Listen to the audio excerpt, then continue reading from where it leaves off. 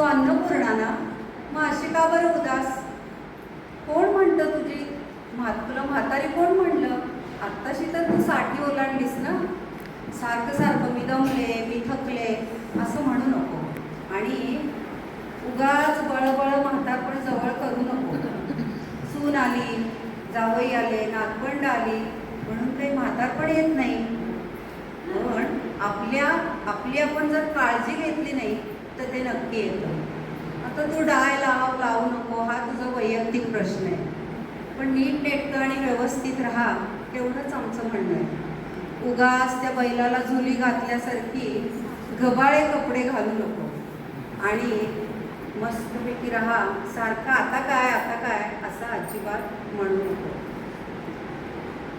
तू पोथी पुराण प्रवचन काय हवं ते कर, त्याला आमचा विरोधच नाही आहे. फक्त सारखं आता काय हे मात्र म्हणू नकोस. लोकांनी आपल्याला काही म्हणू बरं का, लोकांनी काहीही म्हणू, आपण स्वतःला सुंदर म्हणायचं. आणि 60हून रिटायर्ड झालं तरी मस्त रोमॅन्टिक गाणं गात राहायचं.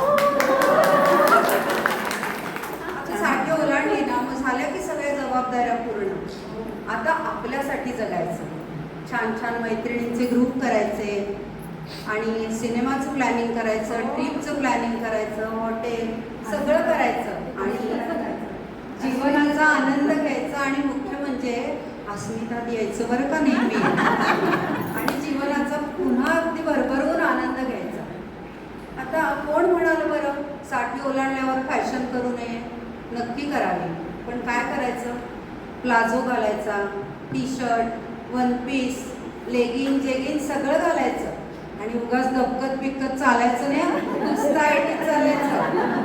पण हे सगळं करताना आपण जेव्हा ग्रुपमध्ये जातो तेव्हा आपल्या दुःखाचं तुणतुणं वाजवायचं नाही.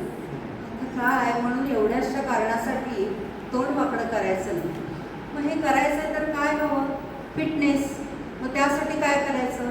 हलकासा व्यायाम करायचा, योगा, मॉर्निंग वॉक आणि काय ते स्टीम बाथ आणि काय मसाज सगळं करायचं, फेशियल वगैरे. आणि आणि उगाच आता हे कुठे असं अजिबात म्हणायचं नाही. कारण काय ते महत्त्वाचं. शेवटाकडच्या दोन ओळी. कारण काय? तू तुझ्या घराचा आधार आहेस. तू तुझ्या घराचा आधार आहेस. तू तुझ्या कुटुंबाचा कणा आहेस. वास्तू नावाच्या पवित्र मंदिरातली तू सुंदर वीणा आहेस. तू अन्नपूर्णा आहेस. तू अन्नपूर्णा.